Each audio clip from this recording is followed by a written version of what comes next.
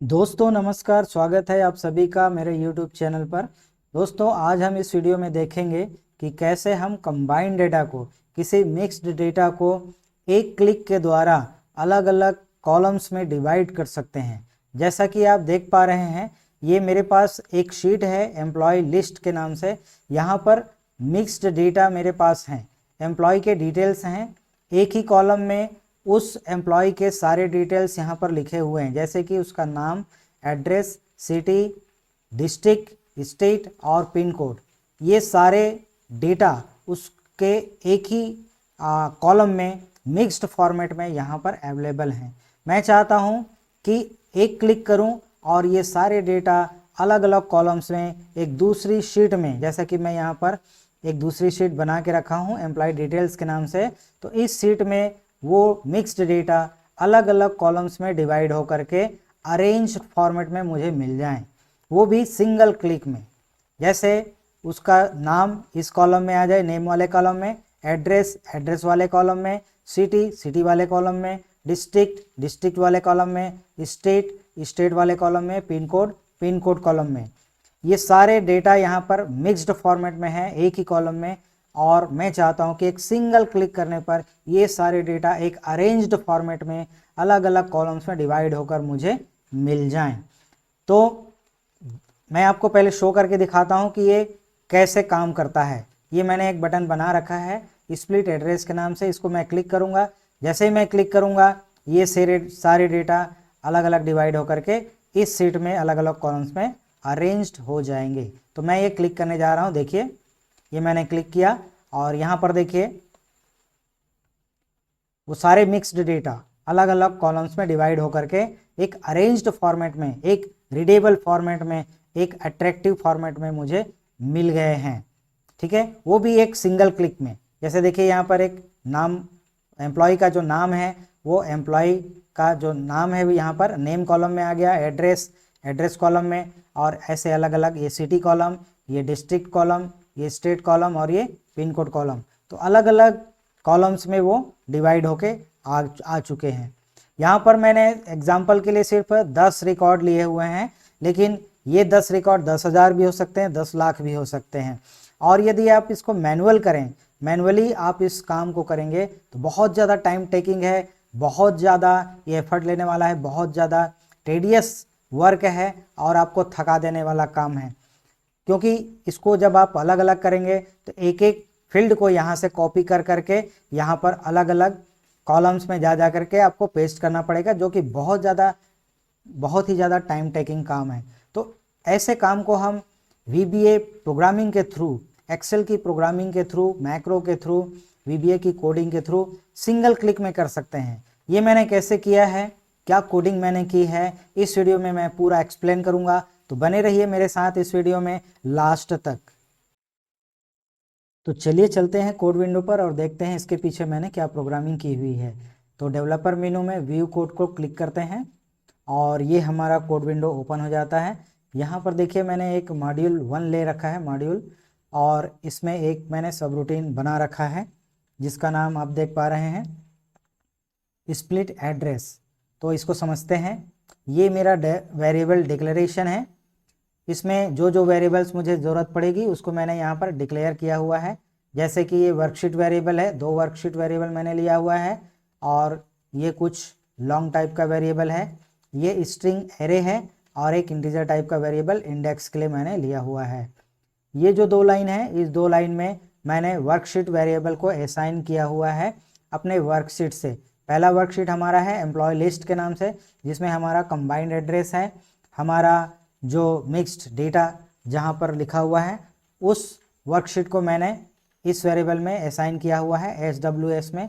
और हमारा जो दूसरा वर्कशीट है जिसका नाम है एम्प्लॉय डिटेल्स, जहाँ पर हमारा रिजल्ट दिखाई पड़ेगा, उसको मैंने असाइन किया हुआ है TWS। तो मैं यहाँ पर आपको पहले ही दिखा चुका हूँ, 2 हमारा वर्कशीट है। ये हमारा कंबाइन एड्रेस जहाँ पर लिखा हुआ है उसका नाम है एम्प्लॉय लिस्ट, और जहाँ पर हमको रिजल्ट चाहिए उसका नाम है एम्प्लॉय डिटेल्स। तो ये दोनों वेरिएबल मैं वहाँ पर असाइन कर दिया हूँ, यहाँ पर SWS में और TWS में। ठीक है, इसके बाद यहाँ पर मैंने क्या किया हुआ है, जो हमारा SWS है, हमारा जो सोर्स वर्कशीट है, उसके पहले कॉलम का यानी ए कॉलम का लास्ट रो मैंने निकाला हुआ है और उसको एक वेरिएबल में स्टोर किया हुआ है जिसका नाम है ST रो। ठीक है, और उसके बाद यहाँ पर मैंने जो हमारा टारगेट वर्कशीट है उसका जो लास्ट रो है ना, ए कॉलम का लास्ट रो, उसको मैंने टी रो पर स्टोर किया हुआ है। दोनों वर्कशीट के पहले कॉलम के लास्ट रो को मैंने अलग अलग वेरिएबल्स में यहाँ पर स्टोर करके रख दिया है। ठीक है, अब यहाँ पर समझते हैं इसका क्या मतलब है। यहाँ पर एक कंडीशन लगा हुआ है, ये कंडीशन क्या कह रहा है, इफ टी रो यानी टारगेट वर्कशीट का जो पहले कॉलम का लास्ट रो है वो यदि एक से बड़ा है तो क्या करेगा, टारगेट वर्कशीट को क्लीन करेगा। पहले से डेटा यदि लिखा हुआ है तो उस डेटा को पहले क्लीन करेगा। तो TWS.range, रेंज में मैंने क्या लिया हुआ है, A2 से लेकर के FTT रो यानी F कॉलम का जो TT रो यानी लास्ट रो है उस रेंज तक क्या कर देगा, क्लियर कंटेंट्स यानी वहाँ पर जो भी कुछ लिखा होगा उसको पहले क्लियर कर देगा। यानी कि ये जो हमारा वर्कशीट है जहाँ पर हमको रिजल्ट चाहिए, ठीक है, उस रिजल्ट वाले वर्कशीट में यहाँ पर यदि पहले से डेटा लिखा हुआ है तो इस डेटा को पहले क्लीन कर देगा। कहाँ से कहाँ तक, A2 से लेकर के F लास्ट रो तक, जहाँ तक भी लास्ट रो होगा वो लास्ट रो 10 भी हो सकता है, 10,000 भी हो सकता है। ठीक है, तो ये वाली जो लाइन है यहाँ पर कंडीशन में मैंने दिया हुआ है, यदि लास्ट रो एक से ज़्यादा है तो, एक है तो ज़रूरत नहीं है क्योंकि पहला वाला रो जो है टाइटल है तो टाइटल को क्लियर नहीं करना है। एक से अधिक है तभी ये कंडीशन ट्रू होगा और उस डेटा को क्लीन करेगा। ठीक है, इसके बाद यहाँ पर देखिए एक TC रो मैंने वेरिएबल लिया हुआ है, इसको मैंने 2 असाइन किया। सबसे पहले ये क्या है, ये हमारा जो टारगेट वर्कशीट है उसमें जो डेटा हम लिखते जाएंगे उसका करेंट रो है। ठीक है, टारगेट शीट का ये जो टारगेट शीट है इसका करेंट रो एक एक करके हम लिखते जाएंगे। जैसे ये करेंट रो होगा, उसके बाद इस पहले वाले में लिख लेंगे तो दूसरा वाला, तीसरा वाला, इस तरह से। तो उसके लिए मैंने एक वेरिएबल लिया हुआ है जिसका नाम है TC रो। इसको मैंने 2 से असाइन किया हुआ है, स्टार्टिंग इसका 2 से है क्योंकि दूसरे नंबर से हमको लिखना स्टार्ट करना है। उसके बाद एक लूप मैंने लिया हुआ है, ये लूप चलता है हमारे सोर्स वर्कशीट के लिए। सोर्स वर्कशीट हमारा कौन सा है, तो एम्प्लॉय लिस्ट, जहाँ पर हमारा कंबाइंड डेटा है, हमारा मिक्स्ड डेटा जहाँ पर है, यहाँ पर हम लूप चलाएंगे। कहाँ से कहाँ तक, तो फर्स्ट रो से लेकर के लास्ट रो तक। ये लास्ट रो डायनेमिक होगा, कुछ भी हो सकता है, 10 हो सकता है, 10,000 हो सकता है, 10 लाख हो सकता है। तो यहाँ से लेकर के पूरा आखिरी तक हमारा लूप चलेगा, इसलिए मैंने यहाँ पर लूप चलाया हुआ है, for loop. For SC row equal to ST row यानी लास्ट रो तक हमारा चलेगा। 2 नंबर रो से लेकर के लास्ट रो तक ये लूप चलेगा। ये लाइन सबसे ज़्यादा इंपॉर्टेंट है, इसी के द्वारा हम एड्रेस को स्प्लिट करते हैं। मैंने एक फंक्शन यूज़ किया हुआ है जिसका नाम है स्प्लिट। स्प्लिट एक बिल्ट इन फंक्शन है, एक्सेल में बना बनाया आता है, आपको बनाने की ज़रूरत नहीं पड़ती है। और इसको लिखने के लिए सबसे पहले आप VBA लिखेंगे और डॉट लिखेंगे तो ये ऑटोमेटिक लिखा हुआ आ जाता है स्प्लिट। ठीक है, ये स्प्लिट फंक्शन क्या करता है, ये स्प्लिट फंक्शन किसी भी स्ट्रिंग को तोड़ने का काम करता है और इसको तोड़ने के लिए 2 पैरामीटर चाहिए। पहला पैरामीटर चाहिए जिस स्ट्रिंग को आप तोड़ना चाहते हैं उस स्ट्रिंग को आप पहला पैरामीटर के रूप में पास करेंगे। जैसे कि मैं किस स्ट्रिंग को तोड़ना चाहता हूं, तो अपने वर्कशीट में, अपने सोर्स वर्कशीट में जो पहला कॉलम में डेटा लिखा हुआ है उस डेटा को मैं तोड़ना चाहता हूं। तो पहला कॉलम कौन सा है मेरा, ए कॉलम, तो यहाँ पर मैंने रेंज दिया हुआ है SWS.range ए कॉलम, और एम्परसेंट यहाँ पर लिखा हुआ है S रो, यानी कौन सा रो, तो ये रो 2 से लेकर के लास्ट रो तक चलेगा वन बाई वन। तो जिस रो का नंबर लगेगा वो रो यहाँ पर करेंट रो के रूप में होगा। तो यहाँ पर जो फर्स्ट कॉलम में जो डेटा है वो मेरा कंबाइंड डेटा है, उसी को मैं यहाँ पर स्प्लिट फंक्शन में पास कर रहा हूँ। यानी कि मैं चाहता हूँ कि ये डेटा, इस डेटा को स्प्लिट फंक्शन तोड़े। तो स्प्लिट फंक्शन का पहला जो आर्गुमेंट है वो कौन सा आर्गुमेंट, जिस स्ट्रिंग को आप तोड़ना चाहते हैं वो स्ट्रिंग आप पहले आर्गुमेंट के रूप में पास करेंगे। दूसरा आर्गुमेंट, ये कॉमा लगा, और ये दूसरा आर्गुमेंट मैंने यहाँ पर दिया हुआ है कॉमा। स्प्लिट फंक्शन का जो दूसरा आर्गुमेंट होता है वहाँ पर एक स्ट्रिंग पास करते हैं, कोई भी आप स्ट्रिंग, एक छोटा स्ट्रिंग पास कर सकते हैं। ये स्ट्रिंग किस लिए होता है, इस स्ट्रिंग को स्प्लिट फंक्शन फर्स्ट स्ट्रिंग में सर्च करता है, और जहाँ पर ये स्ट्रिंग उसको मिलता है फर्स्ट स्ट्रिंग में, वो फर्स्ट स्ट्रिंग को उस जगह से तोड़ देता है। जैसे कि मैं यहाँ पर कॉमा पास किया हूँ, तो जहाँ जहाँ पर फर्स्ट स्ट्रिंग में कॉमा मिलेगा वहाँ पर उस स्ट्रिंग को वो तोड़ देगा। जैसे कि मैं एग्जांपल के रूप में आपको बता रहा हूँ, यहाँ पर देखिए पहले सेल में क्या है, राजेंद्र कुमार, यहाँ पर उसके बाद कॉमा लगा हुआ है। तो जैसे ही स्प्लिट फंक्शन को ये कॉमा मिलेगा यहाँ से इसको तोड़ देगा, यानी राजेंद्र कुमार को अलग कर देगा, एक अलग वेरिएबल में, एरे में अलग कर देगा। एरे में एक इंडेक्स बनाएगा और उस इंडेक्स में इसको स्टोर कर देगा। उसके बाद यहाँ पर देखिए फिर से एक कॉमा मिलेगा, यहाँ पर सुंदरनगर के बाद एड्रेस के बाद फिर से एक कॉमा है, इसको भी तोड़ देगा और इसको दूसरे इंडेक्स में, एरे के दूसरे इंडेक्स में स्टोर कर देगा। उसके बाद ये तीसरा कॉमा मिलेगा, उसको फिर सिटी को उसने अलग कर देगा, ठीक है। और उसके बाद फिर से एक कॉमा मिलेगा और उसको डिस्ट्रिक्ट को अलग इंडेक्स में स्टोर कर देगा।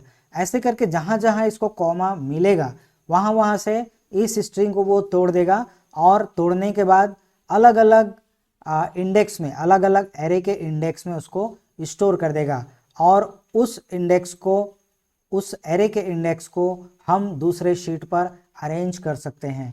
तो आई होप स्प्लिट फंक्शन आपको अच्छे से समझ में आया होगा। इसको आप प्रैक्टिकली देखेंगे तो और आपको अच्छे से समझ में आएगा, ठीक है।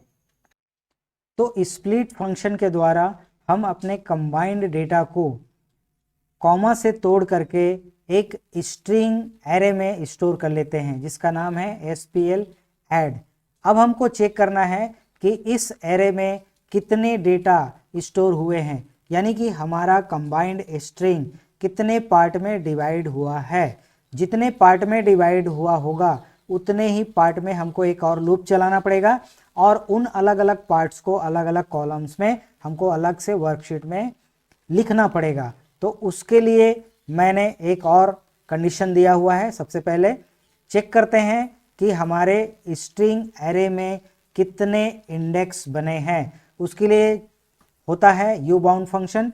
यू बाउंड फंक्शन चेक करके बताता है कि आपके स्ट्रिंग एरे में कितने इंडेक्स हैं। यदि उसका अपर बाउंड यानी उसका लास्ट इंडेक्स, ये यू बाउंड जो होता है अपर बाउंड इसका नाम है, अपर बाउंड लास्ट इंडेक्स को निकालता है। तो यदि उसका लास्ट इंडेक्स, उसका अपर बाउंड 0 से बड़ा होता है तब ये कंडीशन ट्रू होगा और इसके अंदर आएगा और एक लूप पकड़ेगा, एक लूप चलाएगा। लूप इसलिए चलाना है क्योंकि जितने इंडेक्स होंगे उतने ही हमको अलग अलग कॉलम्स में उसको डिवाइड करना होगा, लिखना होगा। सॉरी, डिवाइड तो हम कर चुके हैं, उनको अलग अलग कॉलम्स में लिखना होगा। तो जितने इंडेक्स होंगे उस एरे में उतने ही लूप हमको फिर से चलाना पड़ेगा। तो ये मैंने IDX लिया हुआ है एक वेरिएबल लूप चलाने के लिए, और 0 से स्टार्ट किया, और जो भी उसका अपर बाउंड होगा, यदि 3 है तो 3, 4 है तो 4, 5 है तो 5। हमारे इस केस में 6 इंडेक्स में वो टूटेगा हमारा जो स्ट्रिंग है। तो जितने भी इंडेक्स बनेंगे उस पर ये लूप चलेगा, ठीक है। तो 0 से लेकर के अपर बाउंड तक लूप चला। और ये हमारा टारगेट वर्कशीट है। इस टारगेट वर्कशीट में एक सेल मैंने लिया हुआ है, ये सेल एड्रेस। सेल एड्रेस में सबसे पहले रो, तो कौन सा रो, तो जो हमारा टारगेट वर्कशीट का जो करेंट रो है उसको मैंने लिया हुआ है जो कि 2 से स्टार्ट होगा, तो रो नंबर ये हो गया।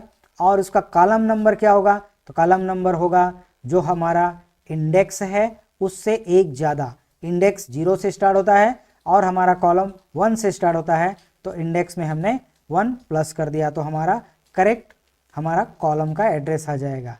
ठीक है, तो यहाँ पर जो सेल मैंने दिया हुआ है उस सेल एड्रेस पर, हमारे वर्कशीट के इस सेल एड्रेस पर क्या लिख दिया जाएगा, हमारे एरे का जो इंडेक्स का जो वैल्यू है, जो IDX का जो वैल्यू है उसको लिख दिया जाएगा 1 बाय 1 करके, और जितने इंडेक्स होंगे उतने कॉलम्स पर हमारे वर्कशीट पर डेटा लिख दिया जाएगा।